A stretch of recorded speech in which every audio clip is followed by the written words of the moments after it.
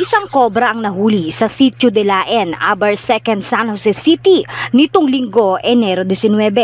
Ang ahas ay kabilang sa species ng Northern Philippine Spitting Cobra, isang makamandag na uri ng ahas na kilala rin bilang ulupong. Ayon kay Wildlife Rescuer Journey Lloyd Agustin, natanggap niya ang tawag mula sa isang residente ukol sa pagkakakita ng kobra sa kulungan ng kalapati sa Sitio de Laen. Agad siyang rumesponde at nahuli ang ahas sa isang tambakan ng mga kahoy. Paliwanag ni Agustin, simula pa noong Setyembre, nagsisimula ang breeding season ng mga ahas, kaya't naglalabasan upang makahanap ng kapwa nila ahas at ng ligtas na lugar na maaaring pamugaran.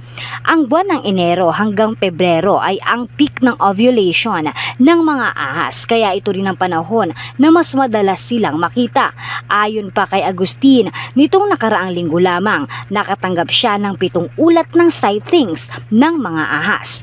Payo ni Agustin, kung makakita ng anumang uri ng ahas, huwag na huwag itong lalapitan. Sundan ng tingin ang ahas kung saan ito nagpunta.